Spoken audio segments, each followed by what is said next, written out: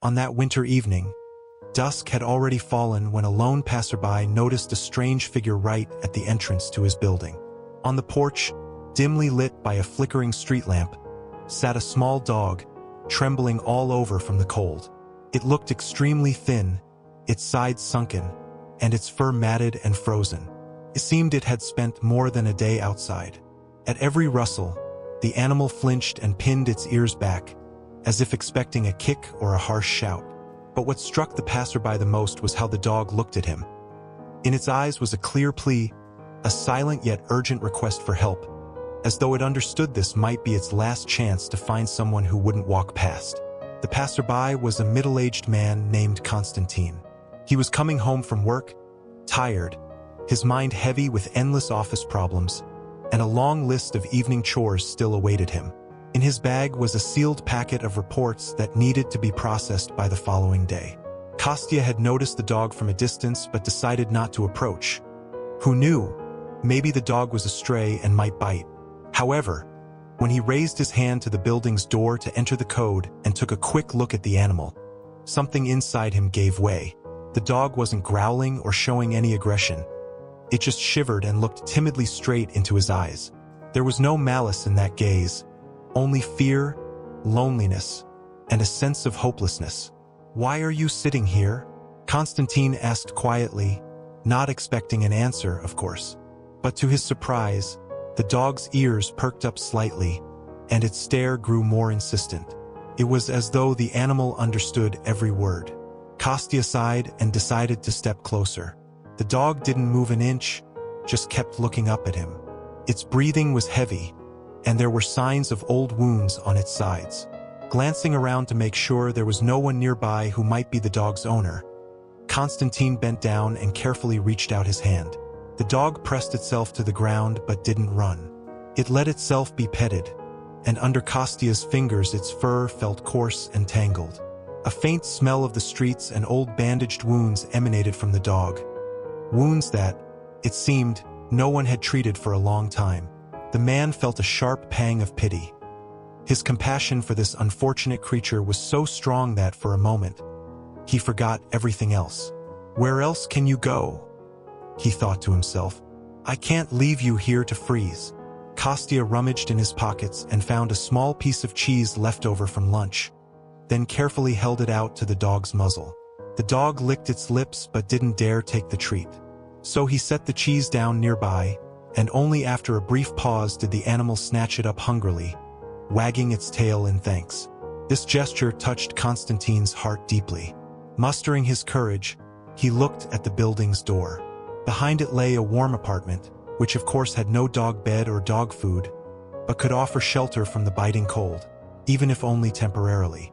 At his feet was a living being that desperately needed a home, at least for the next few days.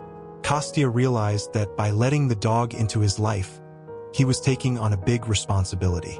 But meeting that pleading, worn-down gaze once again, he felt he simply couldn't do otherwise.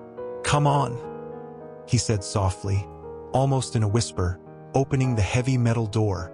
The dog stood up and, swaying slightly, followed him, trying to keep a bit of distance. Its legs seemed barely capable of walking long distances, and every movement came with difficulty. Still, it trudged after him, driven by an unknown instinct or, perhaps, a faint hope of being saved. When they stepped inside the apartment, the dog sat right by the threshold. Kostya switched on the light and, feeling slightly embarrassed, noticed the mess in the hallway.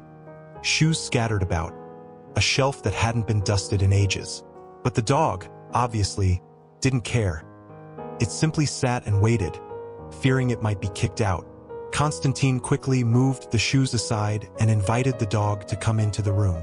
It didn't move. Sighing, Kostya walked over, gently scooped the dog up under its belly, aware that its legs were in bad shape, and helped it along for a few steps. The dog merely whimpered softly but endured it. Before getting to the reports, Constantine decided he had to attend to his new companion. He found an old terrycloth towel and spread it in a corner of the kitchen as a makeshift bed, placing a bowl of water beside it. He discovered a bit of boiled chicken in the fridge. He heated it up and offered it to the dog on a separate plate. The exhausted animal started wolfing it down as if tasting real food for the first time in ages. Meanwhile, Kostya noticed a deep scar on the dog's hind leg, possibly even an open wound. It was clear he'd have to treat it, but at this late hour, pharmacies were already closed. He simply rinsed off any visible dirt with warm water and bandaged it with a roll of gauze left over from a recent injury of his own. The dog patiently endured the procedure, only quietly clenching its jaws whenever Konstantin touched the inflamed skin. Yet the most difficult part lay ahead, deciding whether he was truly ready for the ongoing responsibility. Until that evening, Kostya's life had been orderly. Work, evening TV shows, occasional get-togethers with friends. He had no cat or dog, wasn't used to getting up early to walk a pet, and had no clue how to properly care for a sick animal. But the look in the dog's eyes after the bandage was more eloquent than any words. It spoke of gratitude, pure, unbounded gratitude, as though the dog recognized that a human had cared for it at its most critical moment. Now it was asking for one thing: please, don't abandon me. That night, Konstantin lay awake for a long time, replaying the events of the evening in his mind. He remembered how, as a child living with his grandmother in the countryside, he once took in a tiny, barely alive kitten. It had been a real adventure, feeding it milk from a syringe, making sure it stayed warm. The grown-ups had said the kitten might not survive, but it did, and for many years, it purred on his lap. And now, in this unwelcoming city world where everyone fends for themselves, where neighbors sometimes don't even say hello, and where it's easy to walk past another's misfortune, this dog had somehow come specifically to him. Or maybe fate had led them together. The dog was sleeping soundly beneath the kitchen table, quietly snoring, as if finally able to rest in the warmth after so many nights spent on the cold pavement. A barely perceptible draft stirred in the room from the slightly open window. For a moment, Kostya imagined he could hear it whisper, "You did a good deed. Don't stop now." By morning, before his alarm even went off, Konstantin entered the kitchen. The dog raised its head, saw him, and gave a feeble wag of its tail. For a moment, it seemed to him that those eyes reflected not only gratitude for food and warmth but also appreciation simply for being allowed to stay. The man smiled quietly. "All right, let's say we're in this together now," he said, leaning down to stroke the gaunt, yet slightly calmer animal. "I can't promise everything will be perfect," he added softly, "but I'll do my best." It seemed the dog understood him. At least, it didn't look away and even made a weak attempt to lick his hand. And at that moment, Konstantin felt that no matter how complicated his life might become and how many problems might pile up, he would never be the same again. In a world filled with so many cold, indifferent stares, it is the desire to help those who are weaker that brings true hope. The dog had come to a human for help, and he had responded, refusing to turn away from someone else's misfortune.